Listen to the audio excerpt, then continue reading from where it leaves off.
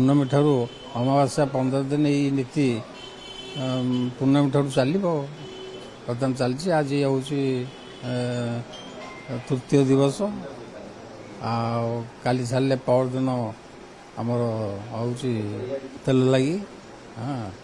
ଆଉ ତାପରେ ଓଷ ଲାଗି ଉତ୍ସବ, ବିଭିନ୍ନ ପ୍ରକାର ଉତ୍ସବ ହାନି ଲାଭ ସବୁ 4 ଦିନ ଲାଗି ହେଲା ପରେ ଦଶମୀ ଦିନ ଦେହ ଟିକେ ସୁସ୍ଥ ହେବାରୁ ବର୍ତ୍ତମାନ ମାନେ ଔଷଧ ଯାହା ବର୍ତ୍ତମାନ ତାଙ୍କୁ ଦିଆଯିବ ସେଇଟା ହେଉଛି ମେଡ଼ିସିନ। ତାଙ୍କର ମେଡ଼ିସିନ ଆକାରରେ ତାଙ୍କୁ ଦିଆଯାଇ ବର୍ତ୍ତମାନ ସୁସ୍ଥ ହେବା ପରେ ଆମର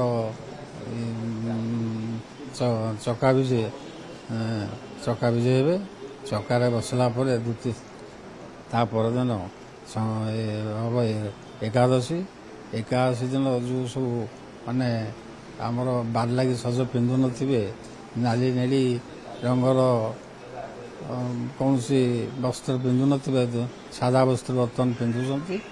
ସେଇ ବସ୍ତ୍ର ସେଇଦିନ ବର୍ତ୍ତମାନ ବାର ଲାଗି ସଜ ପିନ୍ଧିବେ ଏବଂ ତୁଳସୀ ଲାଗି ହେଉନି ସେତେବେଳେ ସେଇଦିନ ଲାଗି ହେବ ଏବଂ ବିଭିନ୍ନ ପ୍ରକାର ଫୁଲ ସବୁ ଲାଗି ହେବ। ବର୍ତ୍ତମାନ ତ ବାସନା ଫୁଲଠୁ ଆରମ୍ଭ କରି ଧଳା ସୁଗନ୍ଧରାଜଠୁ ଆରମ୍ଭ କରି ବିଭିନ୍ନ ପ୍ରକାର ମଲ୍ଲି ଜୁଇ ଯାଇ ବର୍ତ୍ତମାନ ଲାଗି ହେଉଛନ୍ତି।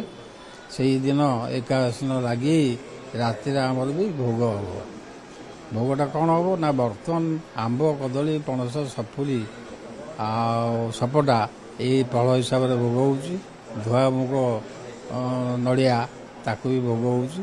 ଘଷା ବେଡ଼ିଆ ତାକୁ ବର୍ତ୍ତମାନ ପାଞ୍ଚଣ ହିସାବରେ ବି ଚାଲିଛି। ପଣା ବି ପାଞ୍ଚଣ ହିସାବରେ ଚାଲିଛି ଏବଂ ଆମର ଛେନା, କ୍ଷୀର, ସର, ରାବିଡ଼ି ଏଇ ପ୍ରକାର ବର୍ତ୍ତମାନ ଚାଲିଛି। ଗୋଟେ ଖଇ ଭୋଗ ବି କରାଯାଉଛି।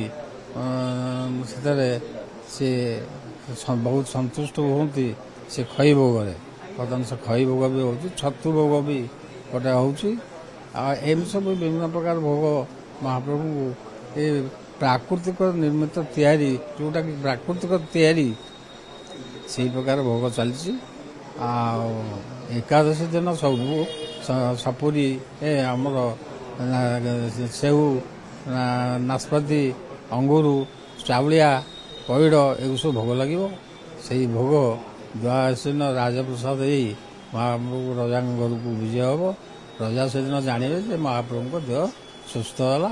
ସେଇଦିନଠୁ ରଜା ତାଙ୍କର ରଥ କାର୍ଯ୍ୟରେ ଲାଗି ରଥଯାତ୍ରାରେ ସମାପନ କେମିତି କରିବେ, ଗୁଣ୍ଡିଚା ଘରକୁ ମାଙ୍କ କୀର୍ତ୍ତି ରକ୍ଷା କରିବା ପାଇଁକା ମହାପ୍ରଭୁ ନବଦିନ ଯାତ୍ରା କରିବେ, ତାର ବ୍ୟବସ୍ଥା କରିବେ।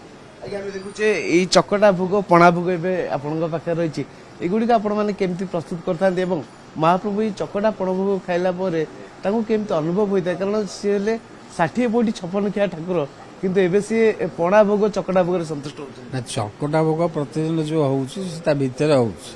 ତା ଦେହରେ ଛେନା, ସର, ରାବିଡ଼ି, ପାପଡ଼ି ସବୁ ପଡ଼ିକିରି ଗୋଟେ ଜାଗାରେ ମିକ୍ସ ହେଇକିରି ସେ ତାଙ୍କୁ ବି ଭୋଗ ସବୁ ଭୋଗ ହୋଇସାରିଲା ପରେ ଗୋଟେ ମିକ୍ସ ହେଉଛି। ଆଉ ଦଇତା ମାନେ ସବୁ ତା ଭିତରେ ବସି ପିଲାଠୁ ଅଞ୍ଜା ବଚା କଚା ପର୍ଯ୍ୟନ୍ତ ସମସ୍ତେ ଖାଉଛୁ। ଯାହା ବଳୁଛୁ ଗୋଟେ ଜାଗାରେ ରଖିଦେଉଛୁ, ମାନେ ସେ ବାହାରକୁ ବାହାରି ପାରିବନି। ଏଇଟା ହେଉଛି ଗୁପ୍ତ ନୀତି। ତା ବାଦେ ଏଇ ଯେଉଁ ଅଣସର ପଣା ଭୋଗ ହେଉଛି ଠିକ୍ ମନ୍ଦିରର ସେଇ ଯେଉଁ ଅଣସର ଘରର ଦ୍ୱାର ମୁହଁରେ, ଦ୍ୱାର ଦେଶରେ ମହାପ୍ରଭୁଙ୍କୁ ଅର୍ପଣ କରାଯାଉଛି। ଶେଷରେ ଏହାର ତ ପ୍ରଭୁଙ୍କୁ ଶେଷରେ କିଛି ନା କିଛି ଗୋଟେ ଅର୍ପଣ କରାଯାଇ ଗୋଟେ ଆଶ୍ୱାସନା ଦିଆଯାଉଛି ଏବଂ ପ୍ରଭୁ ତାକୁ ନିରାଡମ୍ବରରେ ପିଉଛନ୍ତି। ଇଏ ହେଉଛି ସର ଆଉ ପାଣି ଆଉ ଆମର ଛାଚି ଆଉ କର୍ପୂର, ଏଇଥିରେ ସର କ୍ଷୀର। ଇଏ ସବୁଦିନ ବାହାରେ ଶୋଇଲା ପରେ ଭୋଗଟା ହେଇଯିବ। ମାନେ ୟାର ତ ଶୋଇବାକୁ ଗଲାବେଳକୁ ଏଇଟା ତାଙ୍କୁ ଦିଆଯାଉଛି, ମାନେ ବାହାରେ ଯେମିତି ଦେହ ଅବସ୍ଥାରେ ଖଟ ଉପରେ ବସିଲା ପରେ ବର୍ତ୍ତମାନ ଯେତେବେଳେ ଖାଇ ପିଇ ସାରିକି ବସିଲା ପରେ ଏଇଟା ତାଙ୍କୁ ଦିଆଯାଉଛି। ଏଇଟା ବାହାରେ ଧରାଯାଉଛି, ଏଇଟା ତାଙ୍କୁ ଦିଆଯାଉଛି ପିଇକି ଆଶ୍ୱାସନା ନେବେ ଟିକେ। ବର୍ତ୍ତମାନ ତାଙ୍କର ସୁସ୍ଥ ହେବା ପାଇଁ ବ୍ୟବସ୍ଥା। ଆଉ ଆଜ୍ଞା, ଆପଣ କେମିତି ସେବା କରୁଛନ୍ତି ମହାପ୍ରଭୁ? କାରଣ ଯେହେତୁ ମହାପ୍ରଭୁ ଏବେ ପ୍ରବଳ ଜ୍ୱରରେ କମ୍ପୁଛନ୍ତି, ଅତ୍ୟଧିକ ସ୍ନାନ କରିଥିଲେ, କେମିତି ସେବା କରୁଛନ୍ତି ଭିତରେ? ସେବା ଆଉ କ'ଣ, ସେବା ତ ଆମର ଯେମିତି ହେବା କଥା ନିୟମ ଅନୁସାରେ ହେଉଛି। ଆଉ କ'ଣ, ଆଉ ସେଇଟା ତ ଆଉ ଆମେ କହିପାରିବୁନି କେମିତି। ଯେ ଜ୍ୱର ହେଲେ ଯେମିତି ଆମର ମାନବୀୟ ଲୀଳା କରୁଛନ୍ତି ମହାପ୍ରଭୁ, ଆମେ ଯେମିତି ମନୁଷ୍ୟ ଜ୍ୱର ହେଲେ ଆମର ଦେହ ହାତ ବିନ୍ଧା ଛିଟିକା ହେଇଥାଏ ସେମିତି ମହାପ୍ରଭୁ ଅନୁଭବ ବି କରୁଥିବେ ଯେ ତାଙ୍କ ଯେହେତୁ ଜ୍ୱର ହେଇଛି। ନାଇଁ ସେଗୁଡ଼ାକ ନୁହଁ, ସିଏ ବିଶ୍ୱ ଇଏ ବିଶ୍ୱର ଠାକୁର, ତାଙ୍କର ବିଶ୍ୱ ସାଙ୍ଗରେ କନେକ୍ସନ୍। ବର୍ତ୍ତମାନ ବିଶ୍ୱର ଯେମିତି ସୁସ୍ଥ ହେବ, ବିଶ୍ୱ ଯେମିତି ଶାନ୍ତିରେ ଚାଲିବ, ବିଶ୍ୱରେ ଯେମିତି ମାନବ ମାନେ ସଂସାରରେ ଆନନ୍ଦରେ ରହିବେ, ସେଇ ପ୍ରକାର ବ୍ୟବସ୍ଥା ସେଠି ଖଞ୍ଜାଯାଇଛି। ତାଙ୍କୁ ଯାହା ଯାହା ସେଠି କରାଯାଉଛି ସବୁ ବିଶ୍ୱ ପାଇଁ କରାଯାଉଛି, ତାଙ୍କ ବିନା କିଛି କରାଯାଉନି। ସିଏ ତ ନିଜେ ବିଶ୍ୱ, ତାଙ୍କ କାହା ବିନା କରାଯିବ? ସବୁ ସଂସାର ଯେମିତି ସୁଖରେ ଚାଲିବ, ସଂସାର ଯେମିତି ସୁସ୍ଥରେ ଚାଲିବ, ସିଏ ଖାଇବାକୁ, ତାଙ୍କୁ ଖାଇବାକୁ ଦେଲେ ସଂସାର ଖାଇଲେ, ତାଙ୍କୁ ପିନ୍ଧିବାକୁ ଦେଲେ ସଂସାର ପିନ୍ଧିଲେ, ସିଏ ଧଳା ପିନ୍ଧିବାକୁ ଦେଲେ ସେ ସଂସାର ପିନ୍ଧିଲେ, ସିଏ ପାଞ୍ଚଣ ଖାଇବାକୁ ଗଲେ ସଂସାର ପିଇଲେ, ସେ ଫଳ ଫୁଲରେ ଆମ୍ବ କଦଳୀ ପଣସ ଖାଇଲେ ତାଙ୍କୁ ବି ଲାଗିଲା, ସେ ଯାହା ଭୋଗ ଖାଇଲେ ସେ ସଂସାର ଖାଇଲେ।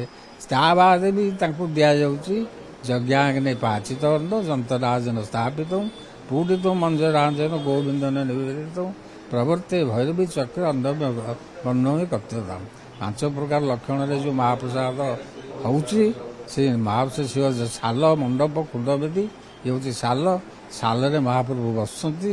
ସେଠି ବି ତାଙ୍କୁ ଅନ୍ନଭୋଗ ସବୁ ତାଙ୍କ ନାଁରେ ତାଙ୍କୁ ଏକଦମ ଅର୍ପଣ କରାଯାଇ ବର୍ତ୍ତମାନ ସାରା ସଂସାରକୁ ଶାନ୍ତିମୟ କରାଯାଉଛି।